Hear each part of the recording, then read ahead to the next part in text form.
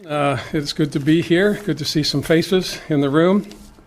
We're all, of course, gathered on the traditional territory of the Lekwungen-speaking people, the Esquimalt Songhees First Nation.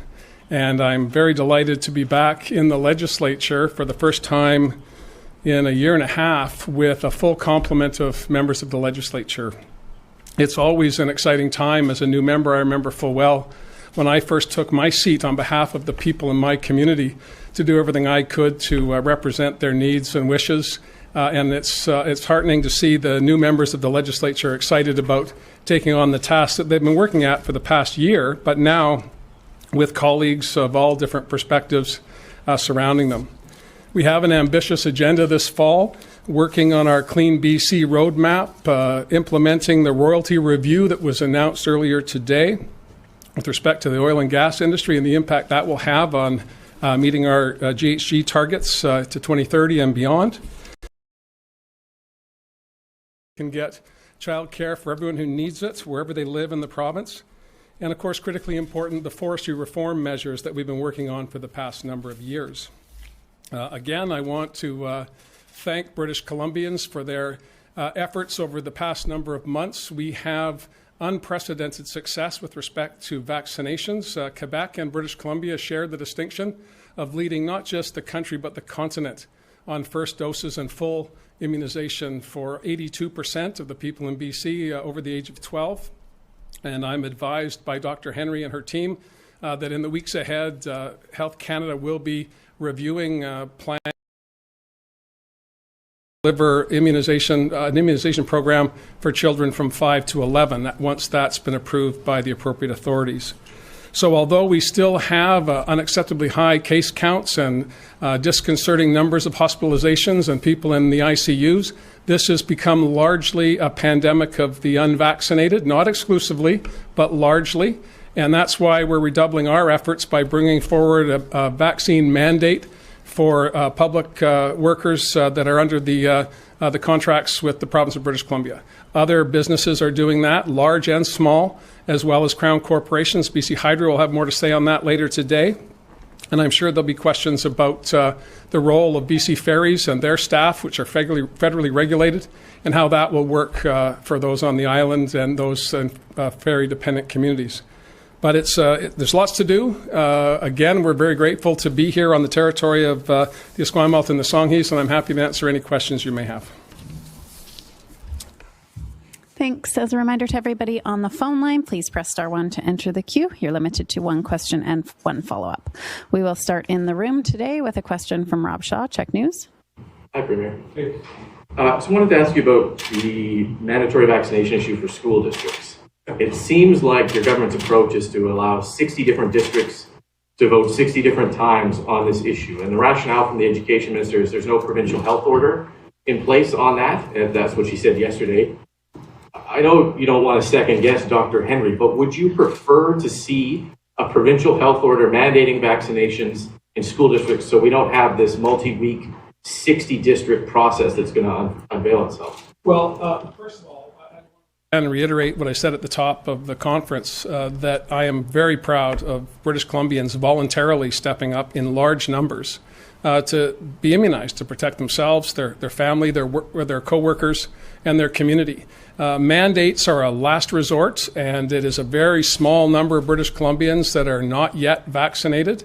And we have been working with the stakeholders, Rob, as you know, in the K-12 sector for some time, trying to build trust, trying to make sure that everyone has an opportunity to speak on issues, not just about vaccinations and COVID and masks and other things, but we need to make sure that the province school districts, which are duly elected and have authority and responsibility when it comes to their staff, are all having a say in how we proceed. I'm very cognizant of the notion of 60 separate decisions here, but it's good to see stakeholders, critical people like teachers, represented by the BC Teachers Federation, QP workers, the largest body of people in the K-12 system, their leadership saying that a mandate is the logical next step. And I'm confident that school districts will be agreeable to that. Dr. Henry and her team stand ready to work with everybody to get to the place we want to get to. Increasing the number of vaccines, protecting children, making sure that we can continue to reduce outbreaks, continue to reduce exposures, and get this thing behind us once and for all. But as I said, we are largely in a pandemic of the unvaccinated, and that's why mandates are being discussed, not just in this sector, but right across the board. Do you have a follow-up, Rob? Thanks.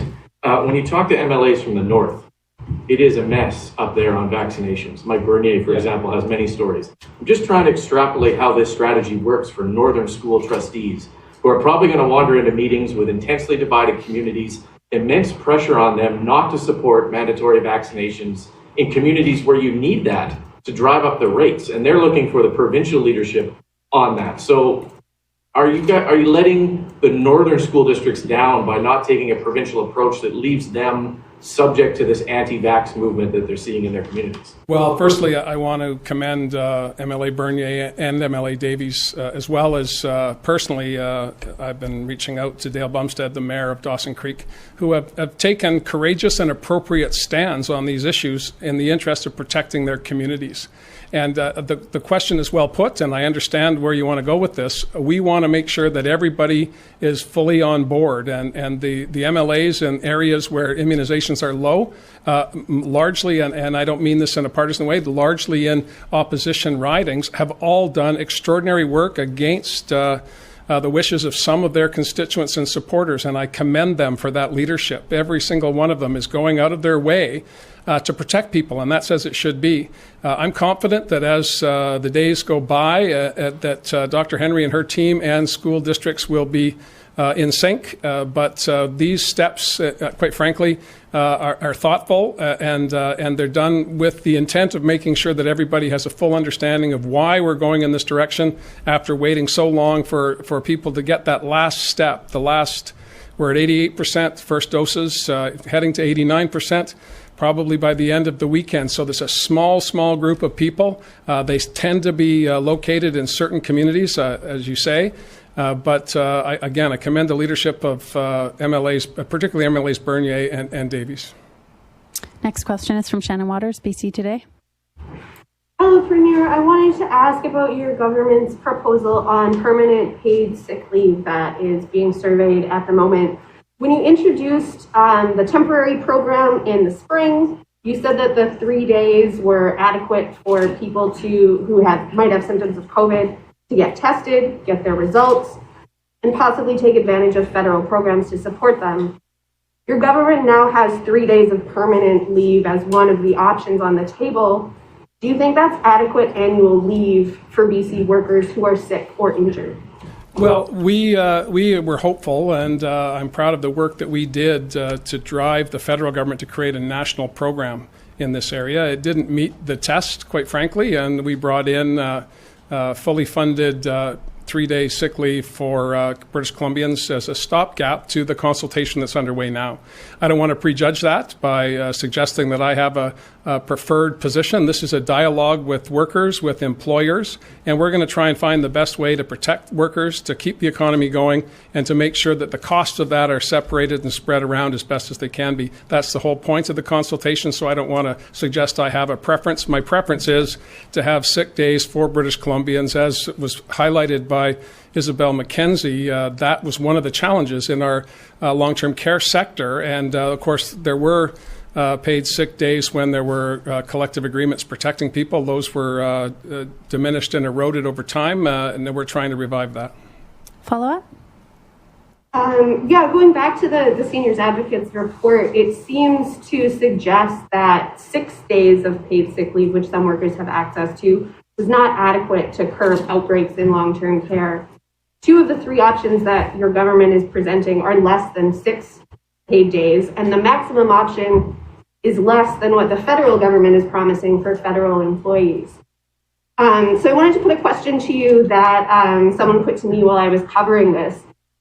Given that the federal government is bringing in this requirement that multiple other democracies across the world already have, 10 days or more, what could be the reason or the excuse for a social democratic government in BC to be offering less than the 10 days of paid annual sick leave? When we started the consultation, we didn't have the benefit of Isabel McKenzie's report.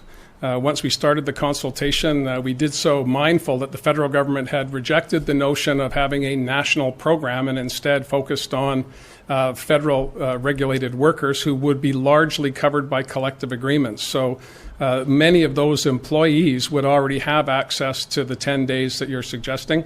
Again, you can't have a full and true consultation if you prejudge the outcomes. And I have in my mind what I believe is the right way forward. We're wanting to make sure that, as with many things since I had the privilege and honor to hold this position, I want to make sure everyone fully understands the consequences and choices of the decisions we make. And that's why we've laid it out the way we have. Next question from Richard Zussman, Global News.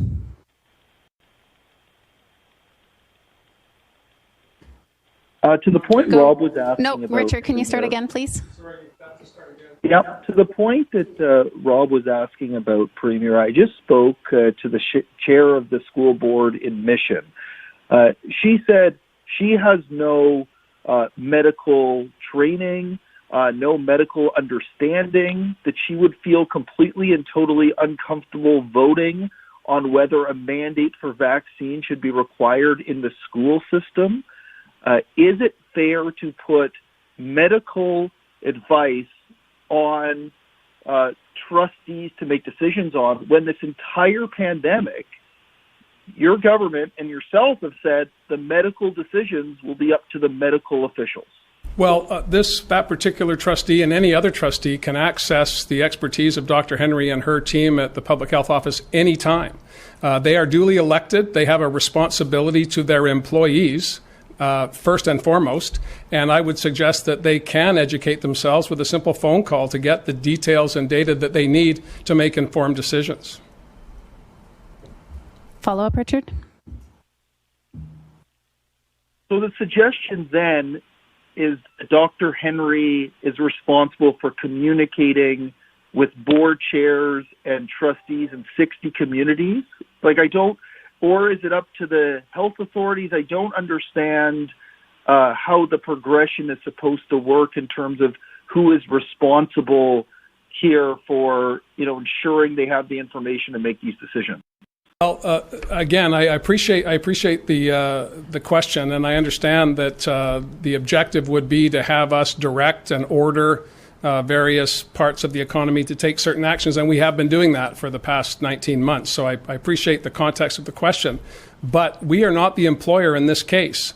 We are ready and able. Minister Whiteside has got a team in place. If there's any need for more information, we will provide it. But there is a responsibility for elected representatives who put their hand up and said, I'd like to be on the school board, to inform themselves about the best way to protect their employees and the children within their district. And I don't mean to be accusatory here, but there's no shortage of information. We know without any doubt that the vaccines available today are safe, they're effective, and they're free. And there's very few good rationales for not proceeding to protect yourself and your community. And these particular trustee in question, I'm certain if they put their mind to it, would be able to find more than an ample amount of information from very reputable sources about the value of proceeding in this direction. But they're the employer. Tanya Fletcher, CBC. Premier, new independent modeling this week found that cases are on the rise in children under 12, and they're often asymptomatic. So with concerns rising about the number of kids in BC that are getting infected with COVID, how can you reassure parents, and what is the province anticipating or planning when it comes to getting them access to vaccines as soon as they're available? Well, we did. Thank you very much, Tanya, for the question. And that anxiety and concern is, real. I fully understand that.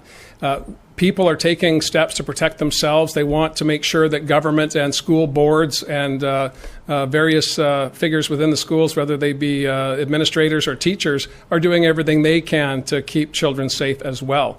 The mandatory mask mandate is a part of that, making sure that every adult in the system is vaccinated is another part of that.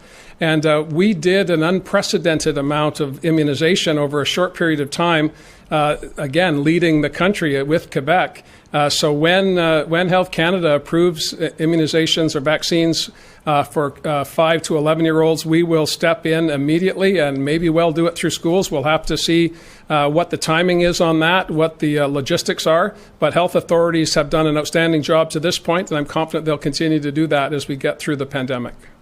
Follow-up, Tanya? Please, thanks.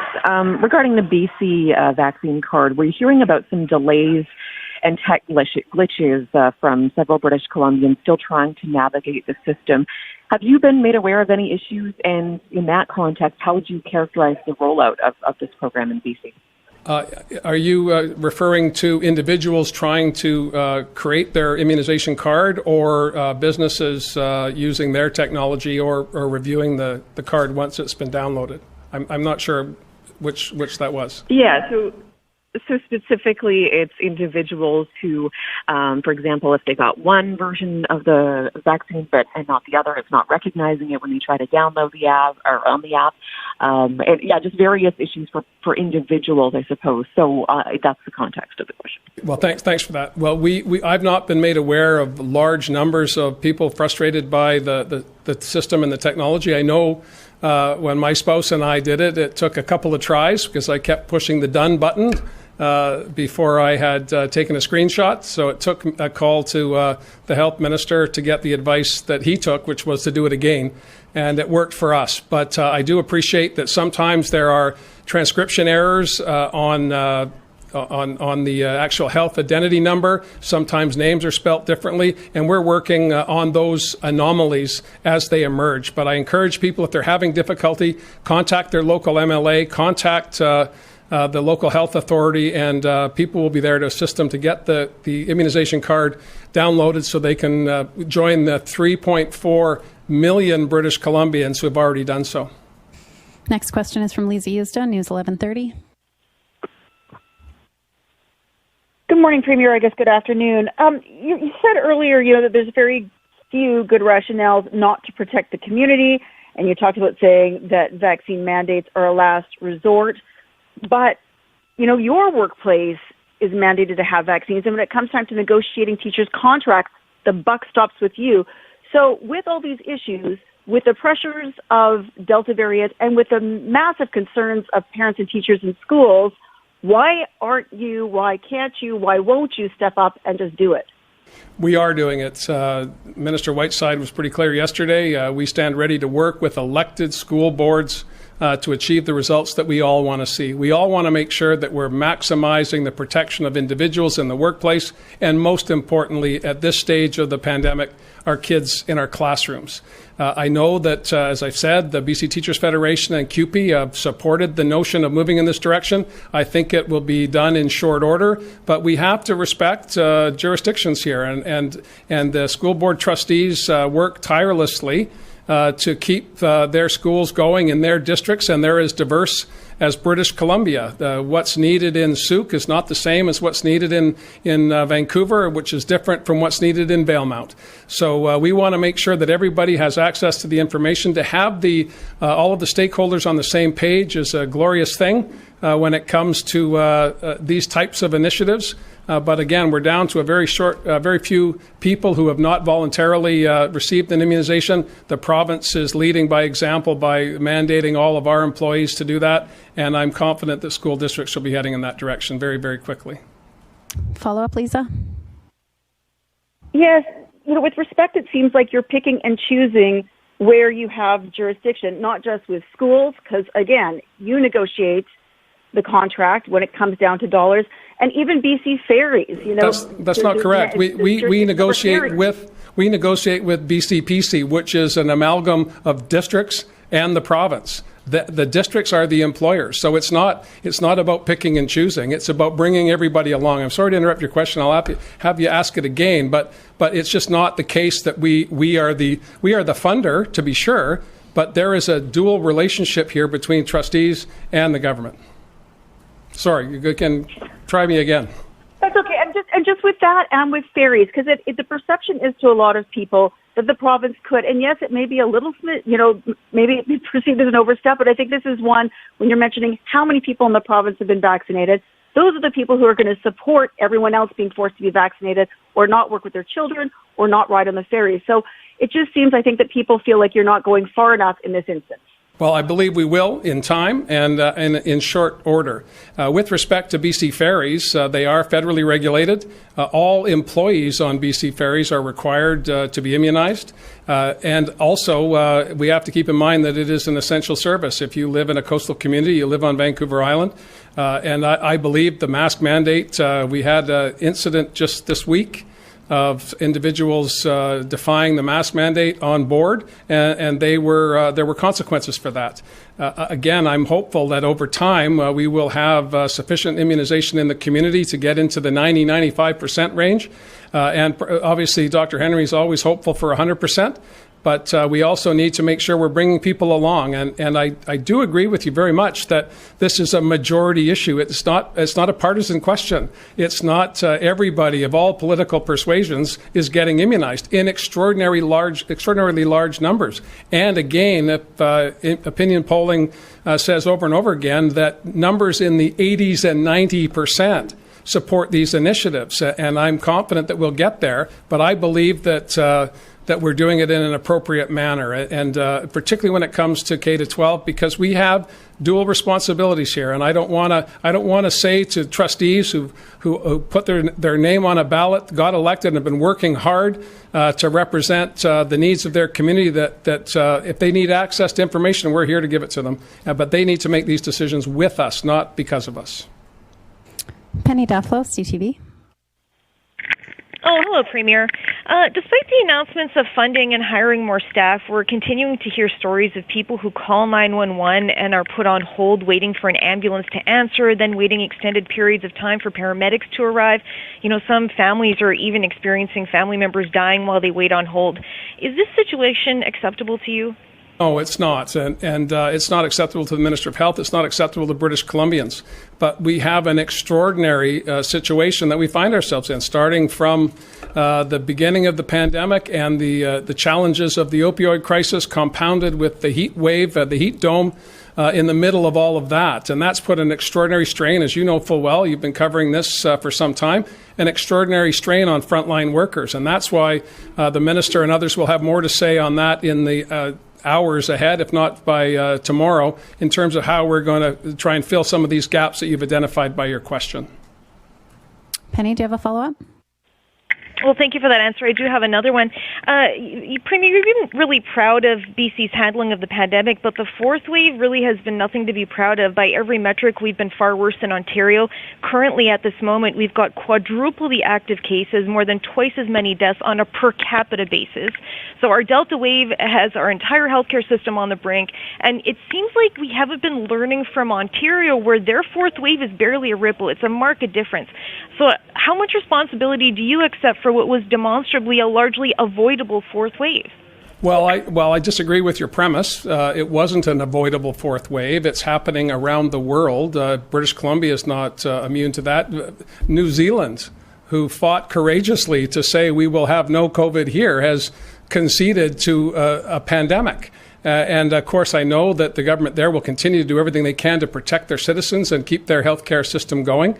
The difference largely between Ontario and ourselves in this instance is that we have moved to keep our economy moving, and we have tried to make sure that the immunization access is as available as it possibly can be. But we have pockets of resistance to that good sense, and that's where we're seeing the increase in cases. That's where we're seeing the hospitalizations. And we want to see those numbers come down, and that's why we're continuing to encourage people voluntarily to get vaccinated, and within the public service, that's now mandatory. BC Hydro will be moving in that direction. BC Ferries is already there for employees. Again, I take full responsibility for the success and failure of the government, but I believe that we are doing everything that we can to protect people, and we'll continue to do that. Last question today is from Victor Kaiser, Radio NL.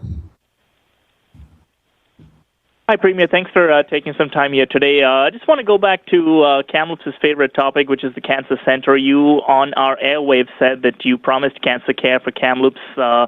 It's gone before the Treasury Board, is what we were told. Turns out that is not the case. And as well, during the election, Premier, and after as well, You said, I guess, it will be running within your 4-year mandate. We're now told it's 10 years, and Minister Dix has told us that a few times. So what I'm wondering is, specifically what work has taken place to this date with regards to cancer care here in Kamloops? Well, the first year, it's a 10-year cancer plan, not confined to Kamloops, but for across British Columbia. We are working at Treasury Board to get the dollars to put in place protections for people in Kamloops so they don't have to travel to Kelowna to receive treatment. That was the initial genesis of the notion of putting more cancer services in Kamloops. And I know Minister Dix is diligently working on that, as he is on a number of other files. Our commitment to Kamloops remains the same. We're going to keep working at that to make sure we get the services people deserve in that community. Victor, do you have a follow-up? I do, yeah. Premier, I know I appreciate the 10-year plan on that front. I know it was you on our airwaves who said 4 years. I think it was actually during a stop at TRU, in fact, that you said it'll be within 4. And if that's not the case, you'll come on NL and tell people of Kamloops that that is not the case. So I'm wondering if it isn't within 4 years, then when can we maybe expect you on one of our talk shows here? Well, I would turn that around and say I have not been on your talk show yet, so that means we're moving in the right direction. When we get to the place where we're not, I will fulfill that commitment to your network. But the commitment, as you know, is to the people of Kamloops. They deserve this service, particularly as a cancer survivor. I fully understand the strain and stress on travel if you have to receive treatments in a distant community. That's why we made the commitment, and that's why we'll fulfill it. That's all the time we have for today. Thanks for joining us. Thanks. Nice to see you.